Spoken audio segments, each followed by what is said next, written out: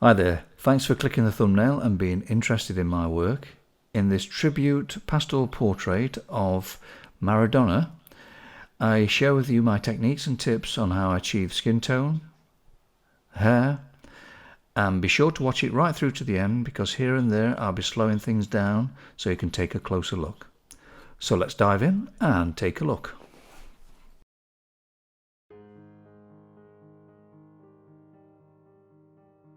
So it's a freehand method I'm using, so I do a center point, make a center point in the middle of my board and a center point in the image, and then work out from the center outwards. Now if you want to know more about this technique, I've got several videos now in my channel that explains in detail how I do a freehand method.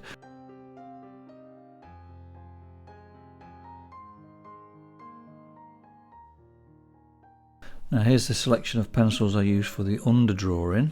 Basically they are the primary colours, the secondary colours and brown. Now I use the Carbothello pencils and the Conti Paris ones because they're a little bit chalkier and they'll fill that tooth up a little bit on the pastel mat, which makes subsequent layers a lot easier to put on. So that's why I tend to use these chalkier ones first.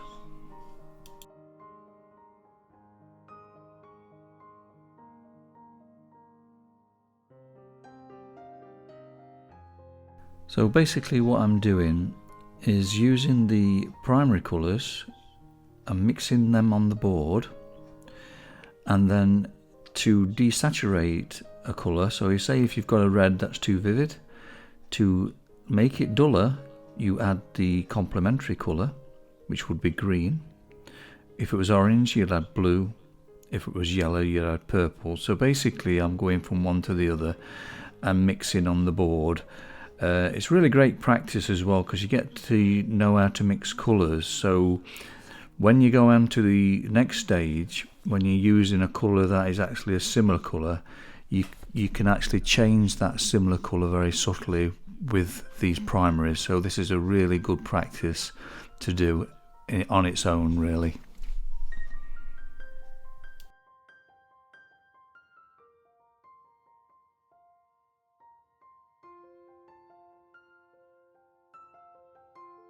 Now for the hair colour I'm using black. I don't just use black on its own because it's very dull and it's very dead colour. You need to mix it with something else. So I mixed it with blue and brown because blue and brown make a really nice grey and it can be dense enough to be like a black. So I'm using that on top of that. I'm using a blue which is more towards the skyish blue, mixing that with the brown.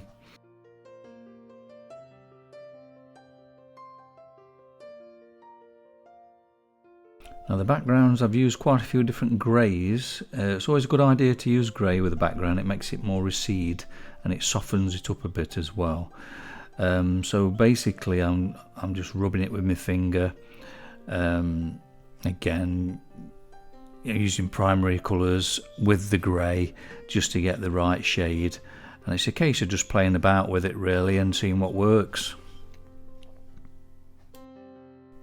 I wanted to get this background in first so I can actually see the values better for the second coat of the richer colours on the face. And that's the reason really I'm doing the hair now as well, so to get the dense black in there, so it gives me a better understanding of the values then from the extreme white of the background with the black of the hair. And that makes it easier then to find the colours for the second coat. Now I'd recommend buying some glassine paper. That's the paper I'm leaning on there. It's very hard to smudge your work underneath that, so it's a really handy piece of kit to have. Now I've left a list of materials in the description below, so please check that out after you've seen the video. It goes through all the colours I use, all the materials, including the glassine paper, and it gives you the links to find it on Amazon as well. See, his hair's just not black and white. There's subtleties of different colours in there. So that's why I use the brown and blue as well, because that creates quite nice subtleties with the black. And also I'll use the primaries on top of that as well. Now here's the selection of Candy Ash rich colours I use for the second coat. So you could find all the numbers, individual pencil numbers actually, of all the pencils I use in the description below. So, you know, if you can't afford the set, you can just buy the individual pencils, and I've listed all the numbers there for you. So please check that out at the end of the video. Now, to achieve that really rich shimmery look of the skin, and it's like there's light shining through colour, so what I tend to do is put either a rich pink or a rich yellow ochre down and then glaze over the top of it. So it's either like a light yellow ochre or the light pink I'm using, or maybe a rich pink to glaze over that as well. So you'll see what I'm using as I go along. But it makes it very sort of nice and vibrant. The light shines through the colour you put on the top. It's almost like glazing what you do in watercolour or oil painting. It's a similar sort of thing. Achieves a similar sort of look as well. Then it's just a case of glazing over top of these rich colours, and then to subtle those rich colours down, use the complementary colour. So if it's a rich pink you're using, you use the green and it'll subtle it down. And then if you find that you've over subtled it or over desaturated, you can add a bit of lemon yellow, and then it gives it a bit more of a kickback. So that's what I tend to do, is sort of go between the two and mix in as I go along.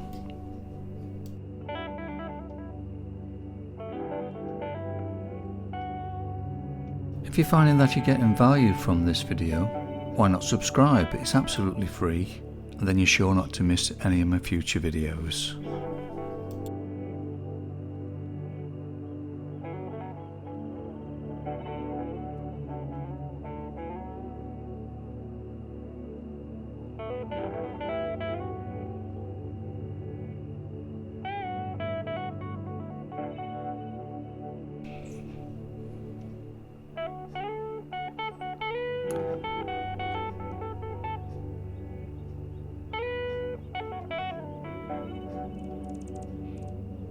Again, with the hair, I'm not just using black, I'm using brown and blue with that as well, and then using complementary colours over the top.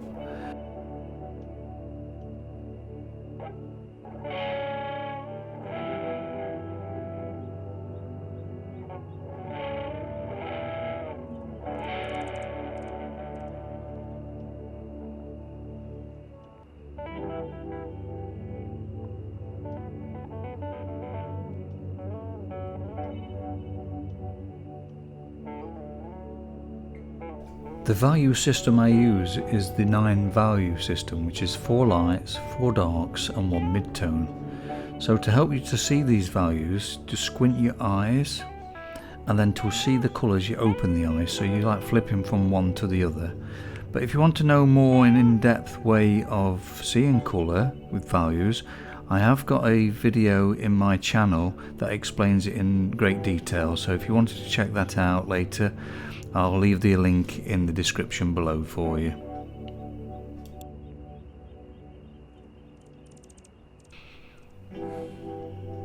Now, to achieve that really rich, vibrant colour, what I tend to try and do is use the Candy Ash white as well as the rich colours, and then glaze over the top as well, because that's quite dense in pigment, the Candy Ash, and that clings to the pastel mat, and it makes it really easier to glaze on the top as well. So yeah, so I suggest using that.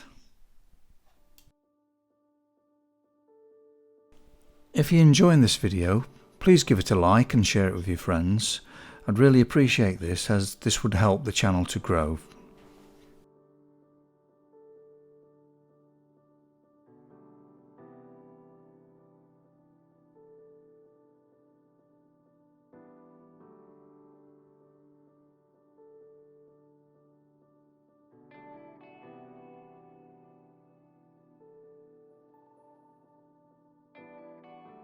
Now, to achieve the texture of the skin as well, what I'm using is the white and moving it in all different directions, and then glaze over the top as well. So you're using that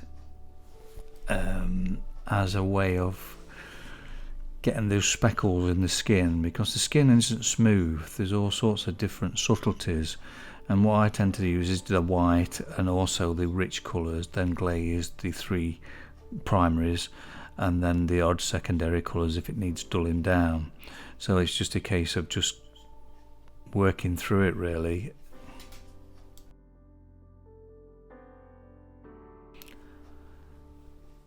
As I've mentioned in a lot of my videos, my approach to painting is not just to draw detail, but to actually try to create an energy about the subject.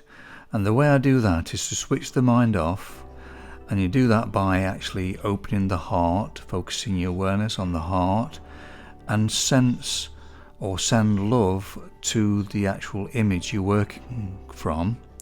And then what you'll find is you'll feel more sensitivity towards the energy of the person you're doing, and then this will show in the work as it flows through your hands. So it's a case of switching off the mind and just really open up and just allow it to happen. The way I'm actually seeing the colour as well is actually to see beyond the surface. You've have to sense really with the colour underneath, because there's like a light, a shining colour underneath the colour of the skin. So I try and draw that first, then glaze over the top. So you have to sense and make that a little bit lighter than you need, because obviously when you glaze over the top it darkens it up. So you're lightening the colour underneath first, then putting the glaze on the top. What I'm using here is the colour shaper, which is a great blending tool, so I'd recommend getting one of those in your kit.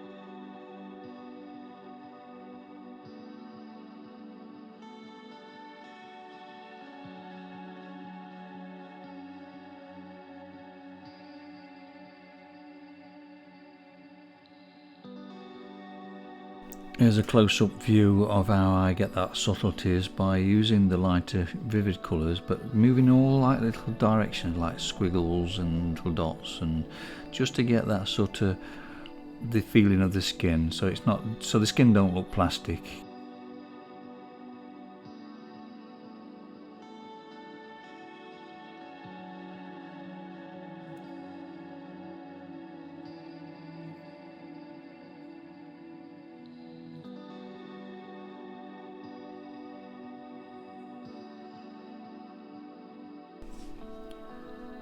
Now I tend to open up at this stage with the final details, and open up and sense the whole of the image while I'm doing it, and also the whole of my portrait, and seeing whether the tones are matching up. So if you see a tone in a certain area and then you can see another tone which is similar, just making sure that everything sort of balances up. It's a case of just being patient. You just keep, plodding on. Eventually it does come together, but you have to be patient. It does take a while, this technique, to come together.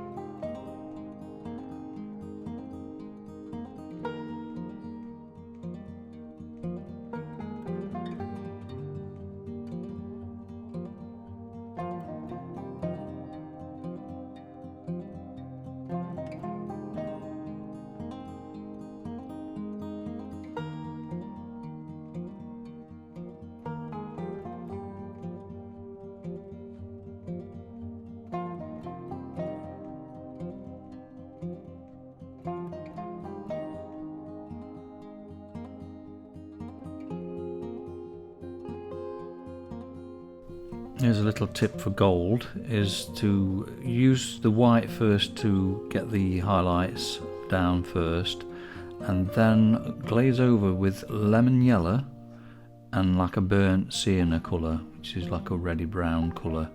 Makes them really nice gold. I tend to use that a lot.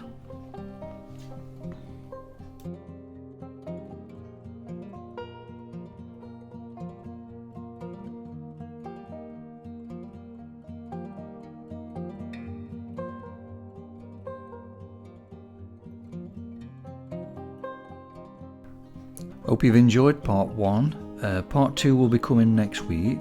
We'll be going into depth on how I draw shadows as well, so be sure to check that out.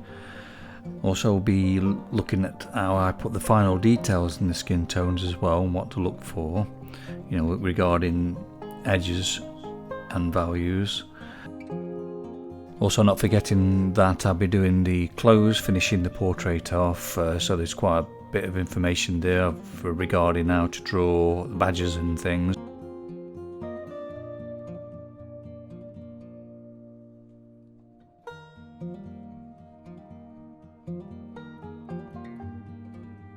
Here's the portrait at the end of part 1, viewed at the correct angle. Thank you for watching the video right through to the end. If you found value in it and you liked the video, please give it a thumbs up. Appreciate it, would help the channel. Leave a comment and a message in the comments below. Let me know what sort of videos you want me to produce. I've actually left a couple of links here for you to click on, and to subscribe, click on the circle here. It's absolutely free, and then you're sure not to miss any of my future videos. Thank you so much, take care and be well.